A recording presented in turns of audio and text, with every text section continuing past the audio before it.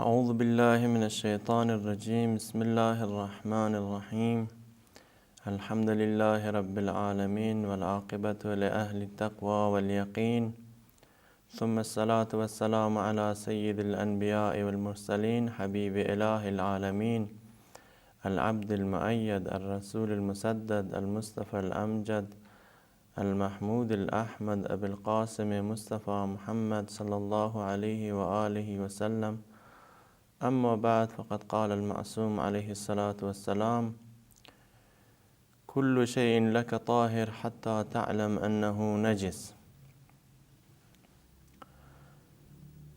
Dear brothers and sisters, according to the teachings of the holy imams, the infallibles, as well as the Quran, we have been commanded to treat everything that we come across as pure.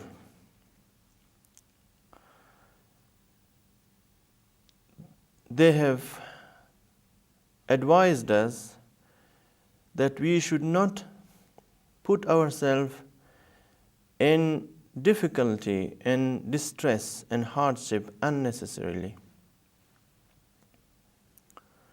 We should apply the rules of purity to whatever we come across, unless, of course, we are certain, we are confident that something is essentially impure or something is accidentally impure.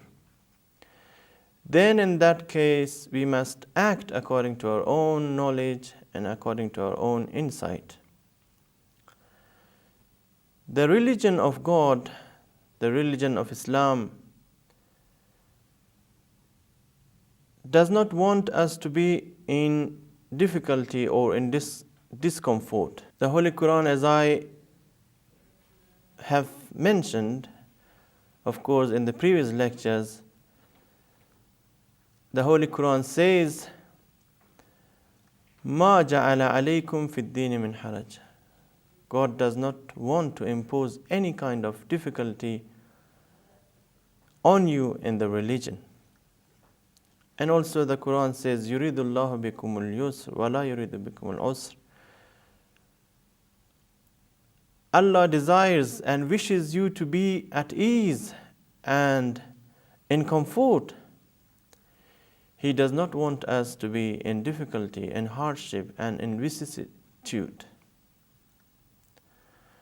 So let us consider everything as clean, everything as ritually pure. Unless we are sure that something is impure, then in that case we have to stay away from it, we have to keep away from it, and we should act in the manner prescribed by the religious authorities, by jurisprudence and religious scholars. Of course, you have to bear in mind that the infallibles, including the sixth Imam, Imam Ja'far al-Sadiq alayhi salatu wasalam, have said to his followers, to his companions, and to those who lived in his time, and to those who listened to him, to his students, that everything is ritually pure for you unless you come to know that it is ritually impure. The law, the Sharia law, declares everything to be pure unless one becomes sure that a particular item has become impure. then of course in that case you cannot consider it as impure. For example, for example, that your carpet has become najis, impure, or maybe your child has urinated on it, then you have to act according to your own knowledge, according to your own understanding. Because this knowledge, you cannot refute it, you cannot ignore it, you cannot overlook what you know. So you must take action to purify the carpet, or either you have to stay away from it, you should not offer your prayers on it. And of course, as I have produced examples, countless examples are there of course, but I also gave a few examples of Muslims living in non-Muslim countries, Muslims living among Buddhists, Hindus, Sikhs, atheists, as well as Christians and Jews. Of course, we have to differentiate between non-Muslims. There are different types and kinds of non-Muslims. Some of them are Buddhists, some of them are actually followers of a divine religion. The people of the book, generally speaking, the people of the book are pure. The Christians, Jews, and according to Shia scholars, the Zoroastrians are people of the book. Insofar as someone is known to be a Christian, we must consider and treat him as pure. As long as one is considered to be a Jew, then he is considered to be pure.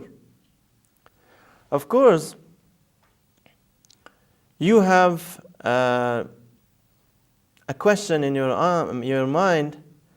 Okay, you would say that okay, these people of the book, these Christians and Jews who are living in the world now here and there in different countries, they are not monotheists. They do not follow the teaching of Moses and Jesus. And the real sense, they are somehow, we can label them as pagans or as polytheists. Even in that case, the Shia scholars, knowing that the Christians, that the present Christians are not true followers of a divine religion, they are not the true followers of Jesus and Moses, yet still they have considered these Christians and Jews, of course, as pure, as ritually pure. Now, depending on where you live and which country you live, whether a society is predominantly Christian or Jewish or Buddhist or Sikh or atheist. Now, if you are living in a predominantly Christian society and if you come across a non-Muslim, that non-Muslim individual should be considered as either a Jew or a Christian. You cannot consider him as atheist and thus consider him as ritually impure. Of course, if you are living in a country like, let's say, India, or some Southeast Asian countries like Thailand, like Taiwan and China and few other countries that are predominantly Buddhists. Of course, in those countries, when you come across a non-Muslim, then that non-Muslim should be treated as atheist, as Buddhist. And therefore, if his hand is wet and you shake hand with him, you must wash your hands. Or if his hand is wet and he touches you with that wet hand, he touches your clothes or your body, then part of your clothes or that part of your dress and body that have come in contact with the moisture, should be washed, should be made clean. Zoroastrians are also considered as followers of a divine book. They are considered the people of the book, Ahli Kitab, according to Shia scholars. And of course, you have to make your own independent efforts as to why they are considered as people of the book and why they are considered ritually pure, ritually clean, and whether there are Zoroastrians living here and there in the world or not. This is a question that you have to conduct a research about. But as far as the Islamic law, as far as the Sharia law is concerned, I have just to tell you that they are ritually pure. Now, brothers and sisters, as I have said, the religion of Islam is a simple and easy religion. Its commandments are easy. Its injunctions, its orders are easy. And they are never meant to put you in hardship, in unbearable hardship.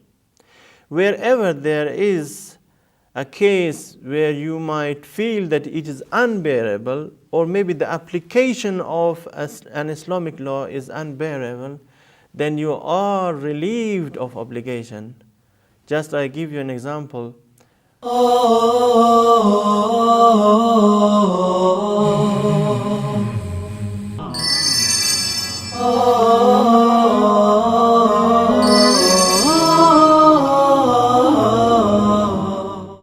You are in the month of the holy month, you are in the holy month of Ramadan, and you want to observe fast.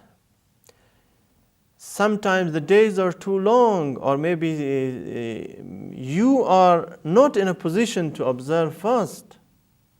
Or maybe observing fast might be injurious to your health. It might affect your health negatively. In that case, you are relieved of obligation. You must not observe fast when it is feared that fasting might affect your health, might harm your health, physical health. You are relieved of obligation. And of course, if you recover after a few months, then you have to keep the qaza, you have to observe, you have to make up the missed fast. But if you never recover in that year, from that month of Ramadan until the next month of Ramadan, then even qada is not obligatory on you. You are supposed to give only 750 grams of foodstuffs like wheat, barley, maize, rice, any of these items you want to give, you can give it to the needy, to the poor, who must be faithful, who must be Shia and follower of the Ahlul Bayt, not to any needy individual, because we have different needy people. Some of them are non-Muslims, some of them are followers of other divine religions, some of them are not Shias actually. There are beggars out in the streets. You must make sure that the people whom you give the money to must be Shia, and he must be needy, and that he must be faithful, a practicing Muslim, not a Muslim simply by name, because there are some people who just consider themselves Muslims, but they are not actually following Islam. And if you help them, they might use the money, they might use the food, or maybe the thing that you give them to buy something haram or to use it in a haram way. So these are examples to help you understand that Islam never wants to put you in an unbearable situation, an unbearable difficulty. And Islam never wants to obligate you in a manner that is unbearable and insufferable for you. You are living in a non-Muslim country. Just I'm giving examples of, let's say, Indian Muslims living in India. They want to buy a house from a Hindu. Okay. Can you just consider the whole house, the whole things, the walls, the pillars, and the carpets, and everything in that house as impure? No, never. Because you do not know for sure that the house has been touched with a wet hand, or that the walls are ritually impure. No. You can consider the whole house, the entire building as clean, and it's not necessary for you to wash the doors, the metals, the gadgets and everything, because you are not 100% sure. And unless you are sure, of course you cannot consider anything as impure. The same is true with whatever you buy from the market, the food that you buy from hotels to eat, the food products, the milk products you buy from the market. You can buy them, eat them, consume them, and there's nothing to, there's no objection to you. And there's no objection to using and consuming those products. Islam is that simple. Now, dear brothers and sisters, probably I have over-explained this issue, over-explained the hadith, كل شيء لك طاهر حتى تعلم أنه نجس أو كل شيء حلال حتى تعلم أنه حرام. There are different narrations giving the same meaning and having the same purport. But we as Muslims need to understand these hadiths and to act according to them. Brothers and sisters, it is necessary to know that the pure things are innumerable. They are countless.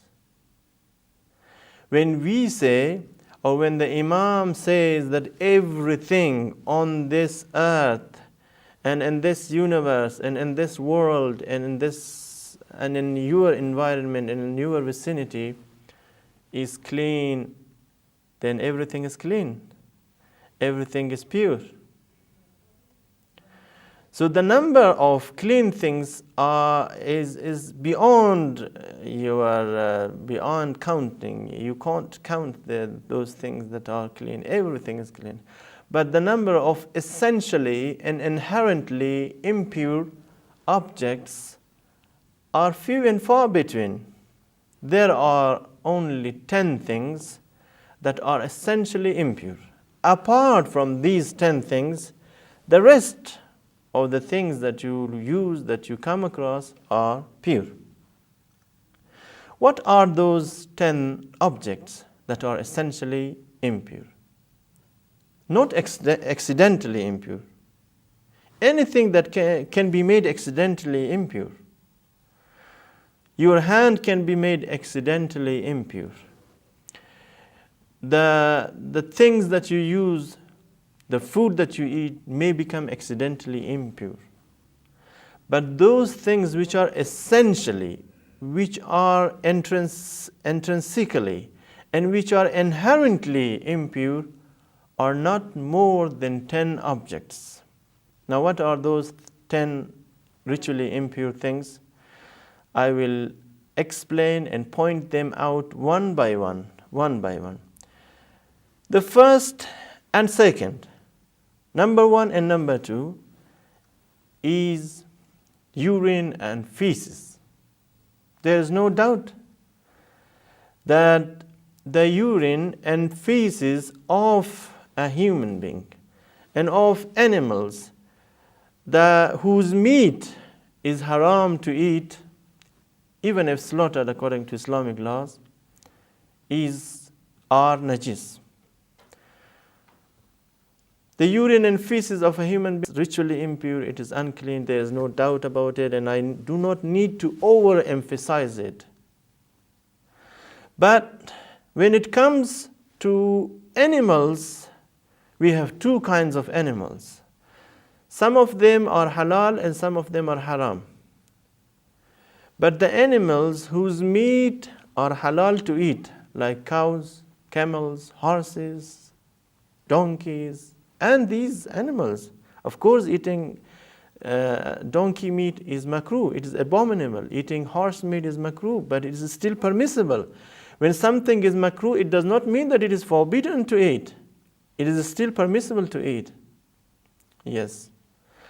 The meat, it is a general criterion, a general rule that you should keep in mind. The rule that the urine and feces of those animals whose meat are halal, whose meat is halal to eat, is clean. For example, if a cow urinates on your clothes, on your dress, it is not necessary to wash it. Of course, it is filthy. It is filthy.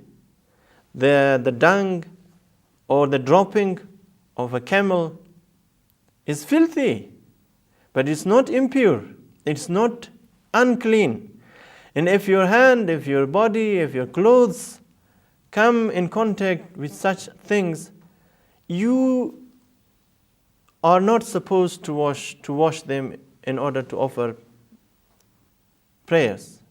It's not necessary to make yourself clean from these things, from the urine and feces of such animals, for offering prayers. But those animals whose meat is haram to eat, the urine and feces of such animals are haram. Now, brothers and sisters, there are a few animals, I should tell you, that their meat is not halal, but yet their droppings, their urine could still be clean. I will mention the exceptions. The excretion of those animals who are haram to eat, but its blood does not gush forth, like fish. There are hundreds of fish, types of fish, living in the sea.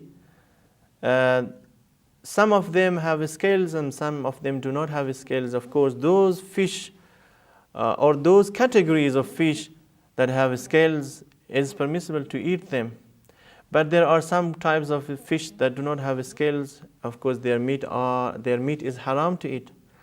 But their blood, their urine, their droppings, their feces, of course, are not impure. They are not najis, and therefore, if their blood, if their urine come in contact with your body, then you are not supposed to do anything. You are not supposed to purify your body or your clothes.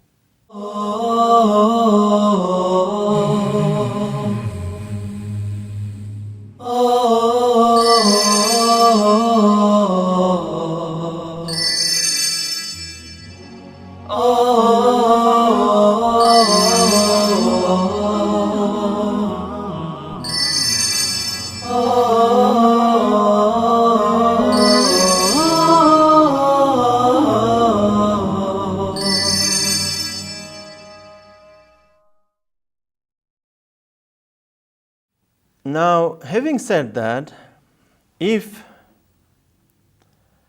when we say that the urine of animal whose meat, whose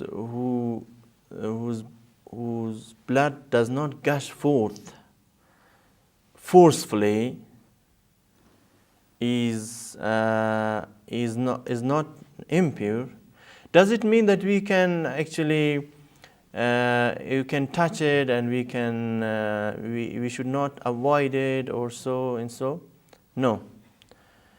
The religious scholars have mentioned in their epistles of Islamic laws that it is better, it is recommended to stay away from such things. And of course, some scholars have even said that it's an obligatory precaution to keep away from the urine of such animals whose blood does not gush forth forcefully. We have to, as an obligate precaution, stay away from them. And also, of course, the urine and droppings of those birds which are haram to eat is pure. There are different birds whose meat we cannot eat, but their droppings, their urine are clean.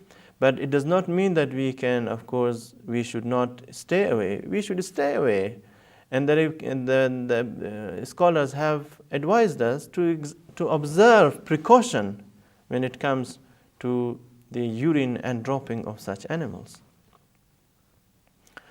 Now, the third najis object, the third essentially impure object is semen. Semen of human beings is undoubtedly and of course very obviously, there is no doubt that it is clean and that is impure. It is essentially impure. Same is the case with the semen of animals whose blood gushes forth forcefully, irrespective of whether the animals are halal or haram. Irrespective of the fact whether the animal's meat, if slaughtered according to Islamic law, is haram to eat or halal to eat. In either case, the semen of the animal is impure. So that is very easy. The next, and of course the fourth najis or essentially impure object is dead body. The dead body of a human being is najis, and the dead body of animals whose blood gushes forth forcefully when slaughtered, of course, is najis. The dead body of an animal whose blood comes out forcefully when slaughtered is najis. Of course, there are some parts of an animal that are not najis. For example, they are the hair, the teeth, the bones, and the horns. These things do not become najis and they do not become najis. If you touch them, you will not be made najis. Even if your hand is wet, then you will not become najis. Your hand will remain pure. But the other parts of the body are impure. When it comes to fish, of course, since fish does not have gushing blood, its blood does not gush forth, so its dead body also does not become impure. Its dead body is not impure. If you touch it, it will not affect your purity. It will remain, your hand, your body will remain pure if your body comes in contact with the dead body of a fish. Now, the fifth najis and impure object is the blood of a human being and the blood of every animal whose blood gushes forth when slaughtered. I think it is very simple. Every animal that has gushing blood, whose blood comes out forcefully when cut or when injured, including human beings, including those animals whose meat is halal to eat and whose meat is haram to eat, all of these animals have impure blood. The birds have impure blood. Their blood is impure. Even if a small drop of blood falls into a container, the whole container becomes najis, the water becomes najis. Of course, if the water is less than kur, if the quantity of water is less. But okay, if there is enough water, it is more than kur, it is kur. Inshallah, I will explain the rules of water. There are different types of water. Then, of course, that water does not become najis. But if a drop of blood, if a small particle of blood comes in contact with something, let's say with a glass of water, or with water, little water, or with the food that you want to eat, then that thing becomes impure and you have to keep away from it.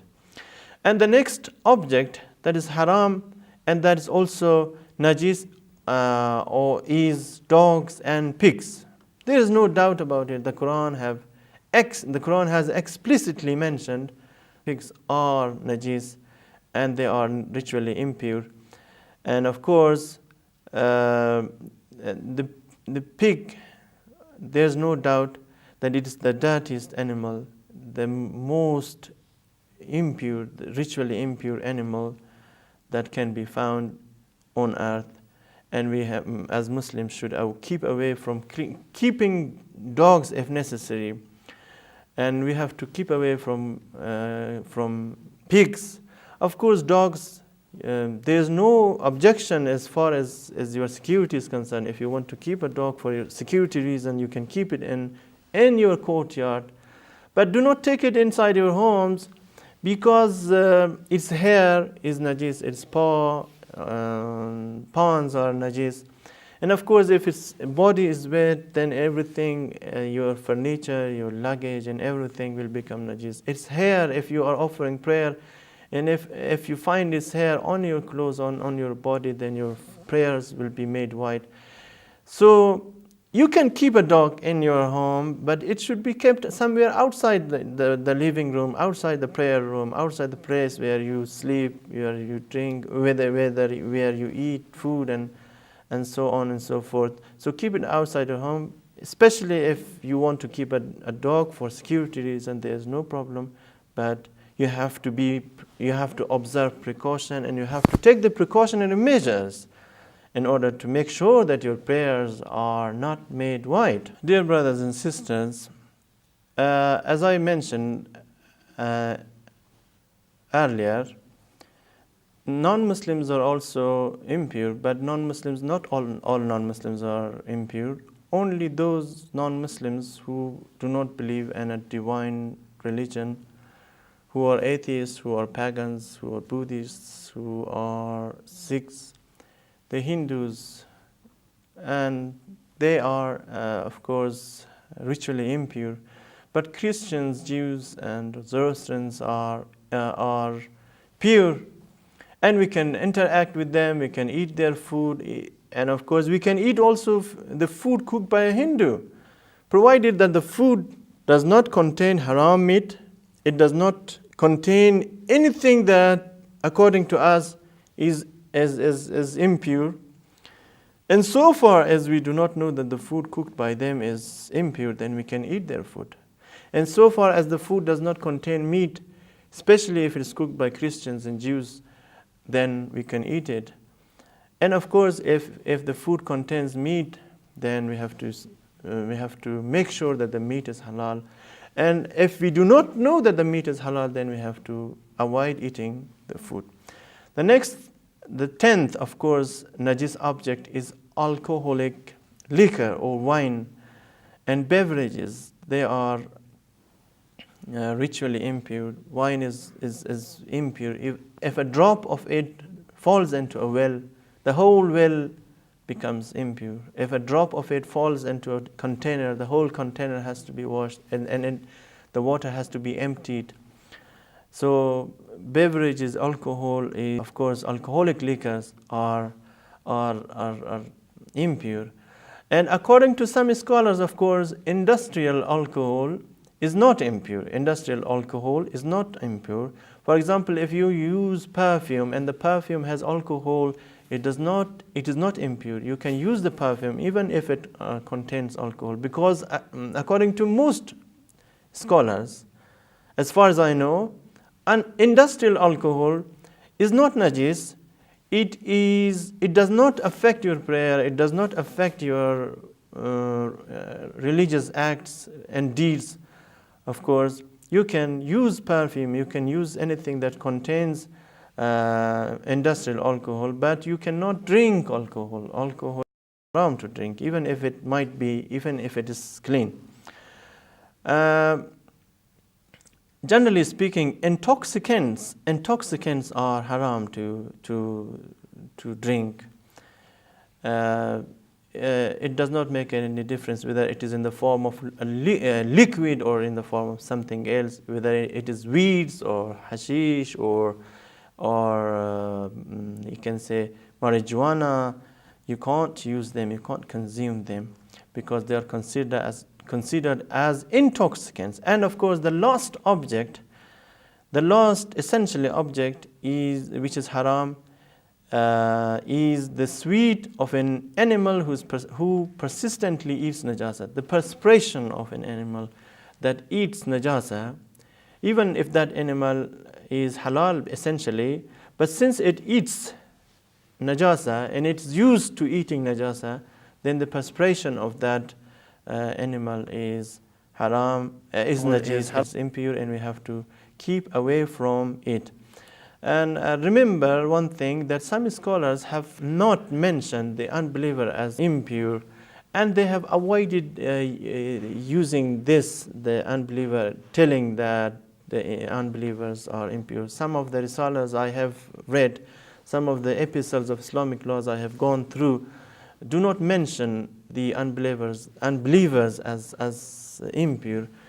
For some reason, which they know themselves better, and for some expediency, of course, they have not mentioned it. Otherwise, if you make a telephone call, and if you face them and ask them directly from them that whether an atheist or a Buddhist is ritually impure or not, they will tell you that he is impure. Inshallah, in the next session to come, we will further explain the rules of impurity, the rules of purity, and there are many, many issues to be discussed and to be elaborated. Wassalamu alaikum wa rahmatullahi wa barakatuh.